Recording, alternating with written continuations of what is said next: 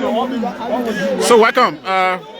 Like I said, we're in conversation with the leadership of the Rare Revolution movement of Liberia. They had a conversation with the Liberia National Police. We want to know the outcome. Gentlemen, want to say welcome to Focus on Liberia. Thank you. Okay, we will just cross where you introduce yourself to the camera, please. Can you start on? Okay, yes sir. Thank you. I'm Mr. Tenisio T. Seki, ala SRO, the Vice Chair for Operation at the level of the Rare Revolution movement of Liberia. My name is Ami Adesi. I'm part of the Rare Revolution of Liberia. I'm Mr. Trafina F. Hodges, Financial Secretary for the Rare Revolutionary.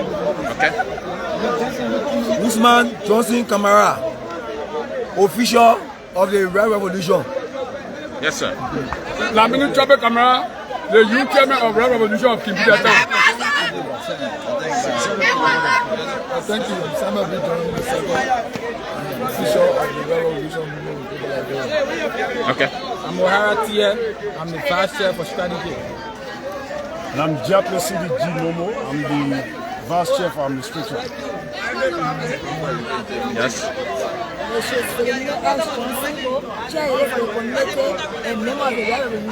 Okay. Yes, sir. I'm Patrick Jude, Assistant Secretary General for the Rare Revolutionary Movement of Liberia. So I'm Genius Grace Philip, chairperson of the Rare Revolution movement of Liberia. Okay. Mr. Chairman, okay.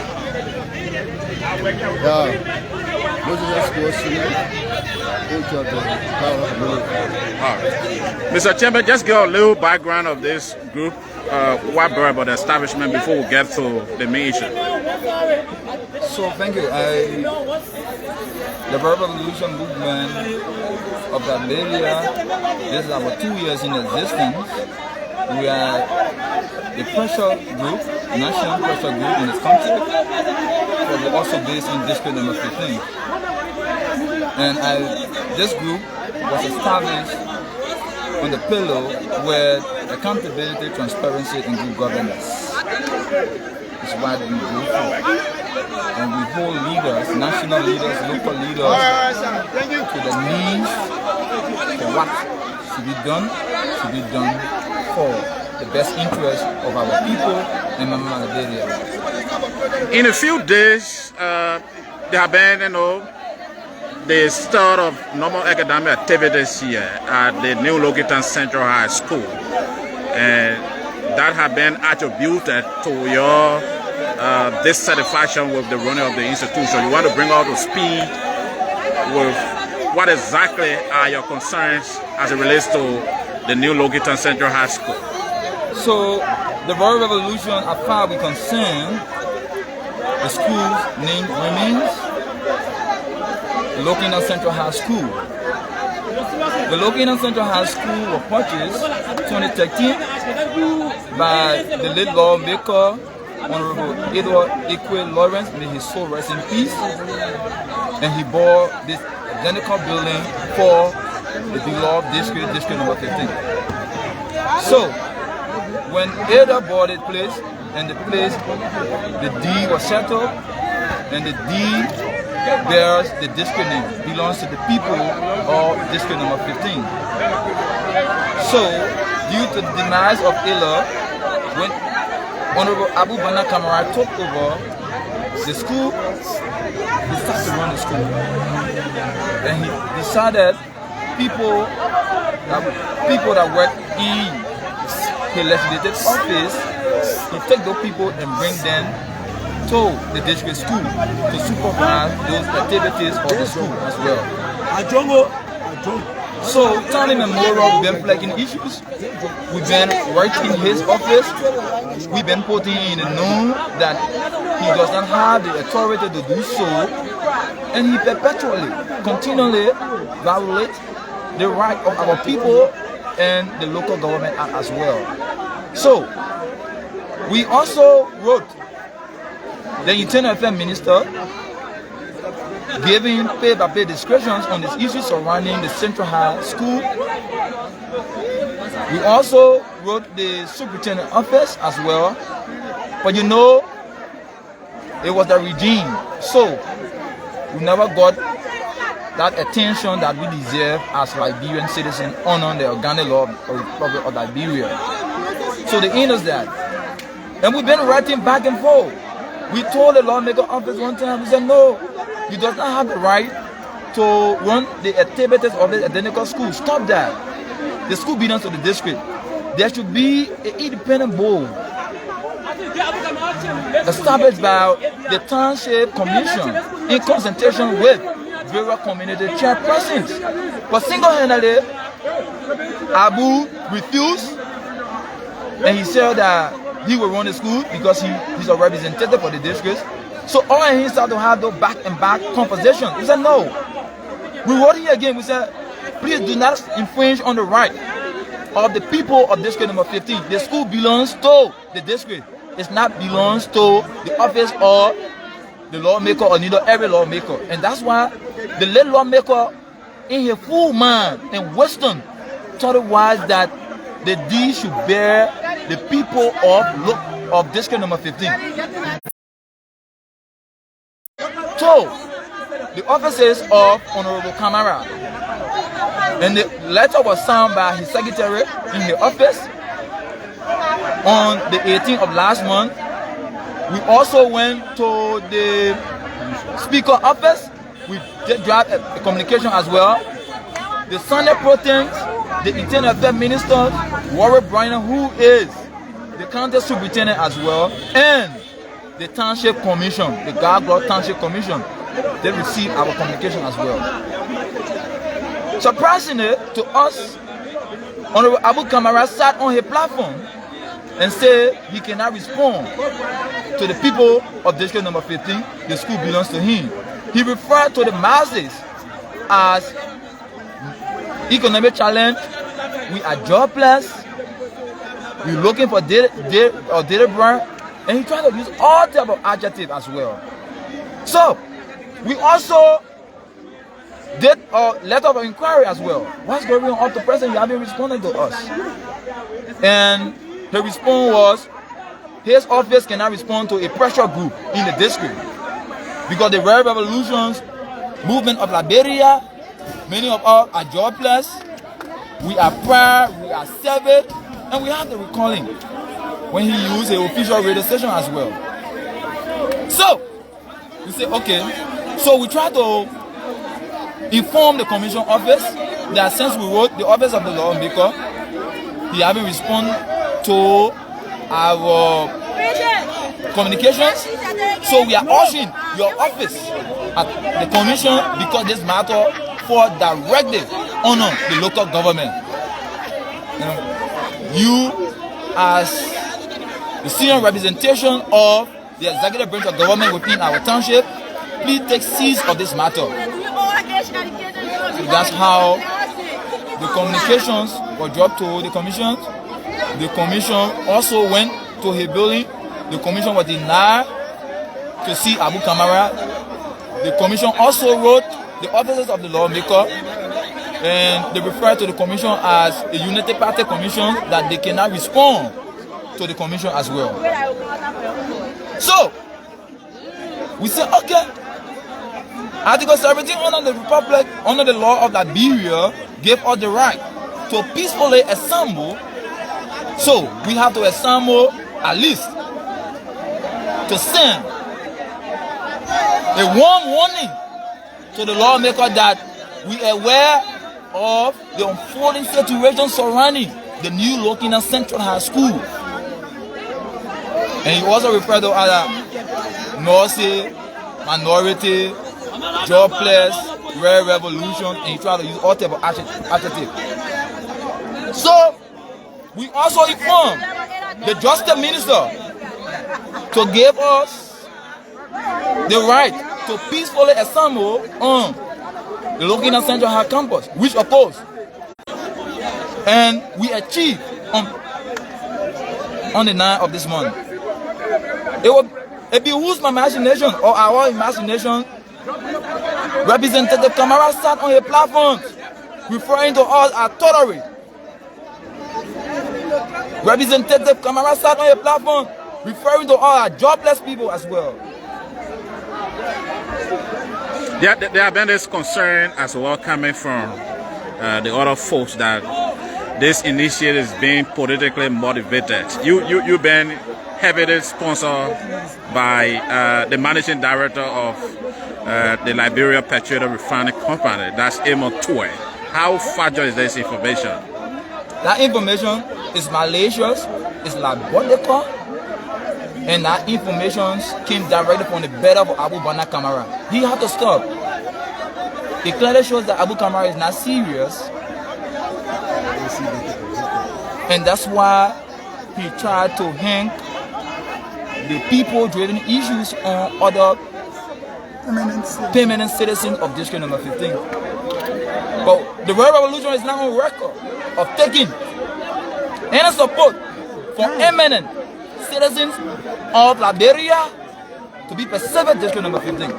And that's why this struggle is the people's struggle. And that's why every time the World Revolution movement of Liberia come outside, we come outside and we remain unwavering, unbending on issues.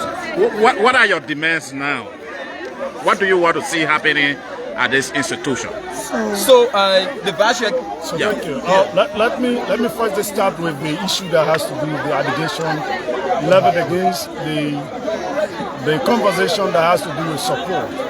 You know, the reason why the revolution movement of Liberia did not achieve on its movement as to the happening of today, it was because the regime then was a regime that was being supervised and controlled by him. Reference to that is the 2019 elections. You saw how they demonstrated themselves. You saw how the police, the Jones security, was working in this country. So if we were to start the process before that time, or in that time, obviously we were not going to achieve our struggle. We started now because we believe that this regime is none other of any of us. It is not a regime of our support. It is not a regime of a support. Therefore, we expect transparency from this regime. And this is why we begin with the process in this time. But quickly to our demands.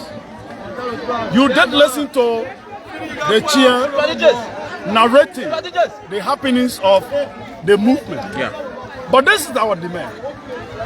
One, Honorable Kamara's office needs to firstly recruit himself from supervising the school activities.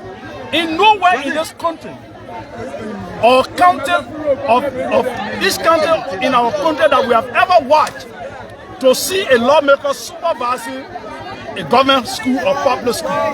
We have not seen it anywhere. And District 15 is no exception to the 15 counties within the Republic of Liberia. The lawmaker has an oversight over the school. The oversight is being misused. When you talk about oversight, it means that when there are discrepancies within the cycle of the school administration that is governed by the advisory council constituted by the township commissioner, then you use your oversight by inviting both parties to settle the dispute. When there are issues on accountability, you invite the office of the school and that of the district advisory council to settle the dispute. Enough for you as a lawmaker to send your special assistant to the school to be the superintendent of the school, running the school activities. That's an abuse of this oversight responsibility. Secondly, the school got a principal. The principal is a toothless Buddha as we speak. And that's why we are demanding that the representative withdraw his team sent there because they are the ones doing the work of the principal. The principal has no independence right now. The school administration is not running effectively as they should be running because the special assistant of the lawmaker office is the one doing everything. That's one aspect. Secondly, they are running the school for 4 years without district report, without accountability. We want to know how much was being generated for the 4 years because we are following the details on how much is being paid per student. I'm told this is one of the least charged, schools, in the district. That's what I'm told. Another issue has to do with the Western cluster. The Western cluster gave 45,000 as we speak, and that 45,000 needed to be used to build a clinic in Zonatown in the district name. The 45,000 have been diverted now to building the Comfort Maternity Center opposite the school building in Jacket. The same money, we have 3 mining companies operating in District 15. We want to know what is the usage of the corporate social responsibility executed by those mining companies. Okay. So there are a lot on board, but the school is one aspect of the beginning. Let's come back to the chairman. Chairman, you had a meeting with the folks from the Liberia National Police this morning. You want to let us know what was the outcome of the meeting with the police? So, thank you. I think the Liberian National Police were misinformed by some extended forces from the offices of the lawmaker that primarily the Rare Revolution movement beating on students, which of course is diabolical, is malicious as well. So that were brought in on the scene. When they came, I think they met up very peaceful, and we are peaceful. These institutions are very peaceful institutions. We on record. You can go just a ministry to your own fact findings. All right. So when they came, and they said, we should be able to remain calm, and which of course we told them that we are calm in the process. They met our calm, and they can trust us 100% that we are calm, and we will always remain calm as well. So they also told the officers of the commissions to speedily intervene in our matters, because according to the commissions, when the commission formed into the commander of Zone 10 Depot 2 in District 15, Jeanette, that probably the issue will be laid to rest from 9 to Wednesday.